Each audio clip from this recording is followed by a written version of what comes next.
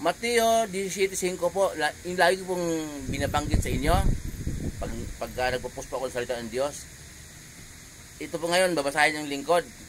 Pakinggan po ninyo, ipapaliwanag ko po. Yung Mateo 17:5, pero umpisahan ko po sa 1. Ganito po. Pagkaraan ng 6 na araw, isinama ni Jesus si Pedro at ang magkapatid na Santiago at Juan, at sila'y umakyat sa isang mataas na bundok.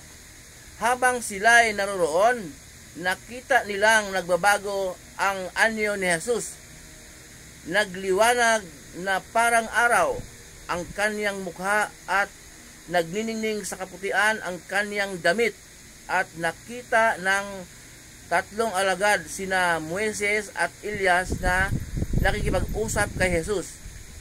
Sinabi ni Pedro kay Jesus, Panginoon, mabuti narito kami. Kung gusto ninyo ipagtayo, kung gusto ninyo magtatayo ako ng 3 tulda, isa sa inyo at isa kay Moises at isa kay Elias. Sa 5 po. Habang nagsasalita pa si Pedro, nililiman sila ng napakaliwanag na ulap. Mula rito may tinig na nagsabi, ito ang minamahal kong anak na lubos kong kinalulugdan. Pakinggan ninyo siya. Maliwanag po yun. Okay.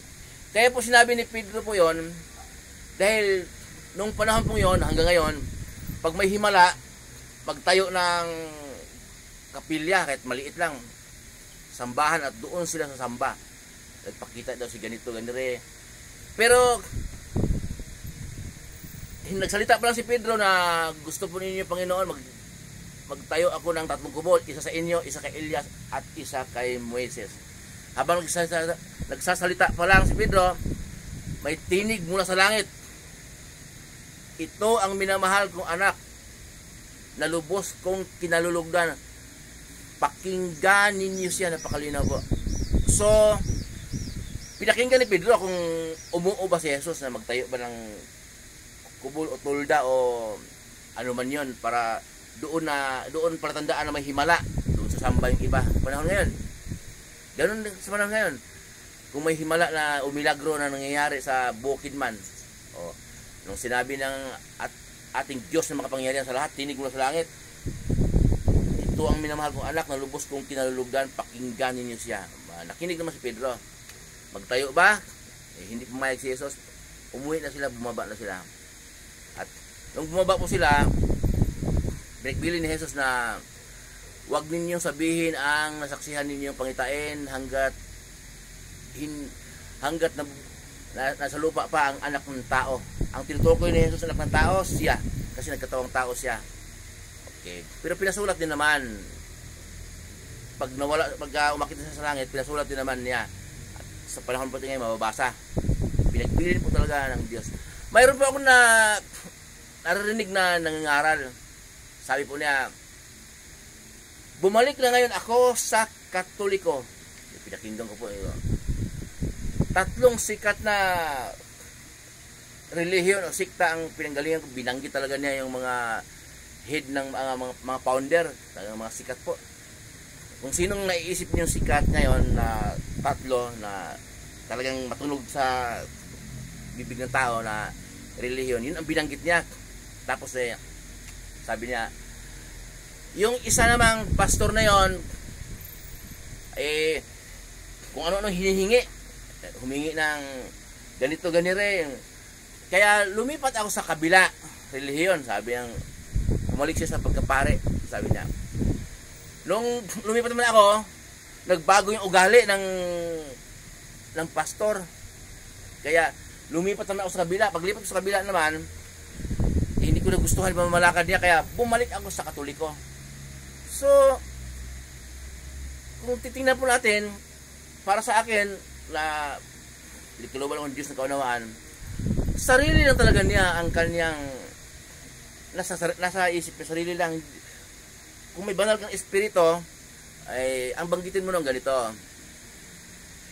wala kasi sa turo ni Jesus ang turo nila, kaya umalis ako. Hindi yung ayaw mo sa ugali ang pastor niya kaya umalis ka, sabihin mo, ayaw mo dahil, baka naman ayaw mo sa ugali ang pastor niyan kaya ka umalis, dahil ikaw ang pasaway. Tama? Kasi nga, baka nainis yan dahil nainis sa'yo. O, tingnan po natin kung paano nainis. Ganun yun. Pero ang mahalaga po noon, gaya ng binasa yung lingkod, tinig mula sa langit. Sabi ng Diyos Ama, ito ang minamahal kong anak na lubos kong kinalulugdan, pakinggan niyo siya. Pakinggan din si Jesus. Saan ang turo ni Jesus po? Sa Mateo hanggang aklat ni Judas bago pahayag. Lahat po yung mga turo ni Jesus. Yun, kung wala dyan yung mga tinuturo mo, hindi ka nga sa Diyos. Laging tinuturo ni Jesus na mahal ka ng Ama na sa langit. Lagi niyang binabagit Ama. So, ang tawag natin sa Diyos na makapangyarihan sa lahat, Ama. Tinuro ni Jesus yan. Ang turo ni Jesus ay, humiling kayo sa Ama sa aking pangalan. Okay, ayun naman pala eh. Kaya pagkatapos din ng kahilingan natin pasalamat o pagpupuri sa Diyos Ama, Ama, ito po ang aking samot dalangin. Ito ang aking kahilingan. Ama, pasasalamat sa matamis ng pangalan lamang ng anak na aming Panginoong Jesus at siya po ang nag-iisa kong tagapagligtas. Okay. Amen, amen. O, sabi niya, turo ni Jesus yan. Mga turo po ni Jesus, noong bago si Jesus umakyat sa langit, ang sabi niya sa kanyang mga apostol, mga alagad, kung paano ako isinugo ng aking Ama, gayon din naman isinusugo ko kayo. Okay? Okay, pag akyat ng ating Panginoong Jesus sa langit, yung mga gawa na yan, yung mga tinutuloy ng mga alagad niya, ang turo ni Jesus. Kaya, turo mo ni Jesus ating pakinggan. Yun ang gusto ng Diyos Ama. Kaya, wala ang dahilan na yung masama ugali, pastor niya, laging galit sa akin. O nga, laging galit sa'yo, hindi ko alam eh. Hindi natin alam. May ako, baka ikaw ang pasaway. Kaya, ang sasabihin mo, umalis ako doon dahil ang tinuturo niya, hindi turo ni Jesus. Okay ba? Turo ni Jesus. Wala po tayong ibang pakinggan, kundi turo ni Jesus. Kaya, pag may naghayag po ng salita ng Diyos, huwag lang tingnan ang pagkatao. Okay? Tingnan natin, pakinggan natin ang binabasa niya at yung verse na binabanggit niya, pagtugmain natin kung turo ba ni Jesus yan. Pag turo ni Jesus yan, ang sinasabi niya sa Diyos po yan. Muli po yung lingkod, si Chef Roy. Mabuhay po kayong lahat. Ingatan po tayong lahat ng Diyos. Pagpapalain tayong lahat ng Diyos. Sasamahan kayo ng Diyos kahit saan kayo pupunta. Mga trabahong pinasukan ninyo, kahit anong negosyo ninyo, kahit anong pinagkikitaan ninyo sa buhay, ayon sa kalooban ng Diyos na walang halong pandaraya po, parehas. Pagpapalain po kayo ng Diyos.